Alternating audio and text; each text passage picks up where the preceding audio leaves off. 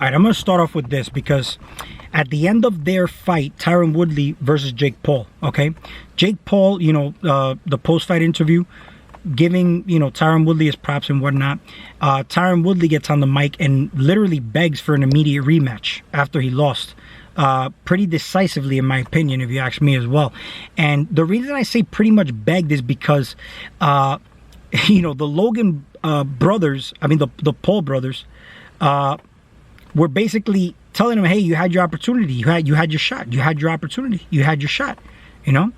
And this guy is basically telling him that he feels he won that fight. He dazed him a couple of times, which was basically, I believe, in the second or third round. I forgot which round it was. And, you know, Jake Paul was basically almost, you know, out, but basically the ropes held him up.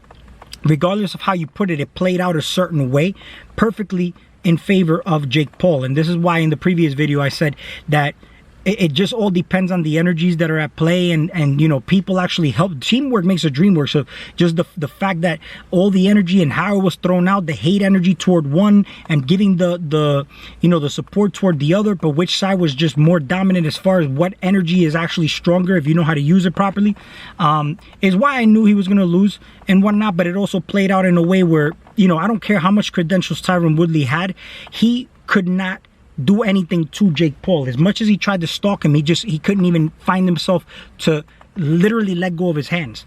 So it came down to this. It came down toward the end of the fight that at the post conference, the reason I say he begged for a rematch, he said, I want another shot.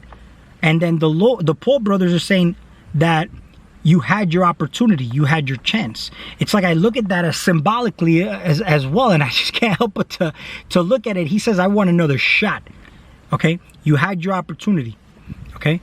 Let's say, for example, you're here to do a job, okay? And you don't get it done, you had your opportunity, okay? You can either evolve or de-evolve. Now, everything is symbolic. I want you to look at this. For example, WWE wrestlers. Wrestling is fake, but they take their character, their persona, very, very serious.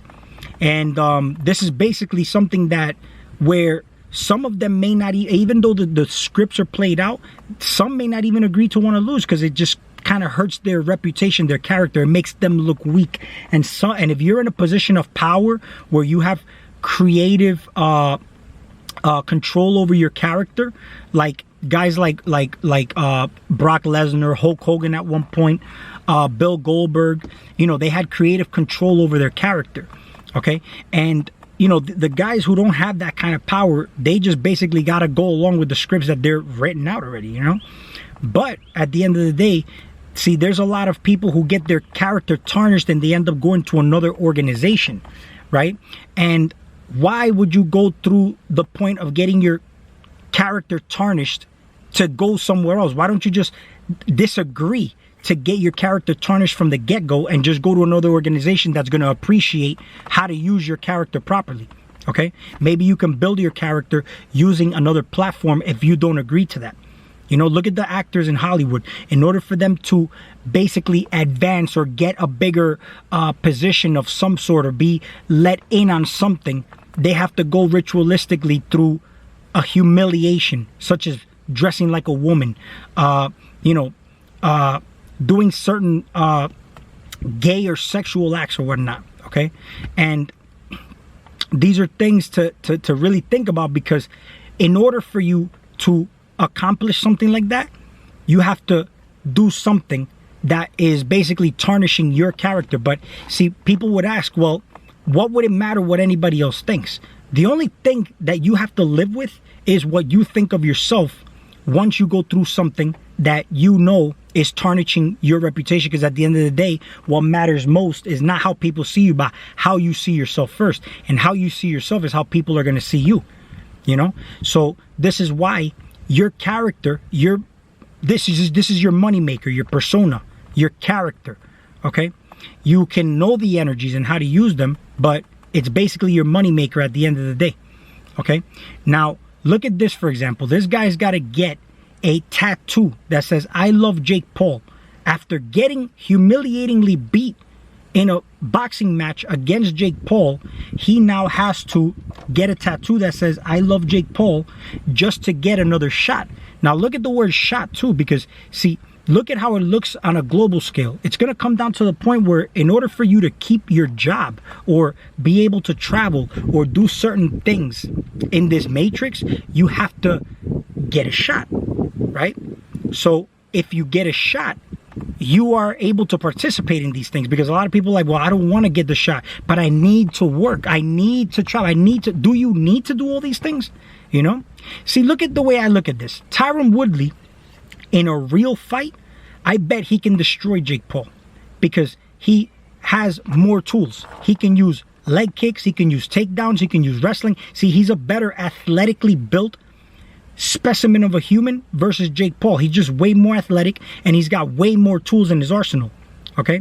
But he was going in there with limited tools. He was only able to just box, just throw hands, which, you know, didn't play out in Tyron Woodley's favor. But see, here's the thing though. He lost that fight. Why does he want to go for another shot though? Is it to have another payday? Is it to redeem himself somehow? To redeem the humiliating loss that he should have done something that he realized he didn't do in the fight? You know, because all he kept staying stuck on was the fact that he almost put Jake Paul through the ropes, you know, but he almost did have him through the ropes, but that's all he's holding on to. If you look at the entire fight and you see how the game is played, he was outpointing Tyron Woodley. Even though it wasn't any shots that would hurt Tyron Woodley, the points were building up. So the rounds were going in favor of Jake Paul, even though there was really no damage happening. You see, he didn't really take any devastating shots, and Tyron Woodley gave some devastating shots to Jake Paul, but he was able to recover.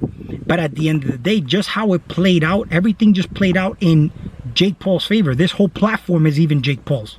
So now he wants another shot. Even looking at the name Jake, you know what I'm saying? Ruler of the country, or, you know, supplanter. But look at it overall, just basically how it played out. He's begging for another shot, okay? He has to get a tattoo that says, I love Jake Paul, in order for him to get another shot. What happens if he loses the fight again? How humiliating would that be? You know? Does he really need to go and just fight him again? Why? Is it even worth it? Just let it go. You know, it is what it is. But why did you need to fight him to begin with? That's the whole thing. Why did you need to get in there and fight him? And if it was for the money, then yeah, he got a way bigger paycheck, but he's also getting a lot of the lashing from the people that, you know, they depended on him, and he basically let everybody down. But it's just symbology at the end of the day. You see, from the perspective that I'm looking at it as, these are all just blood cells in my body, and however I'm projecting and seeing it is basically how I'm shedding light on the situation. You get what I'm saying? Because a lot of people may have bet on Tyron Woodley because of his credentials, because of what they know about him and the little experience that Jake Paul has. But Jake Paul has a lot of power. Jake Paul has a lot of power, not in punches, but in influence. It doesn't matter if it's bad or good. You see that the hate, he's a troll. That's the energy he puts out. He's actually a troll.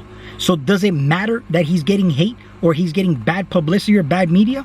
It don't matter. He was even saying that he wanted to grab Tyron Woodley's butt cheeks. I mean, he was literally belittling this guy, making him look like a chump, like he's nothing. Even though he was getting verbally beaten by Tyron Woodley in the build-up to the fight. But what does it matter, you know?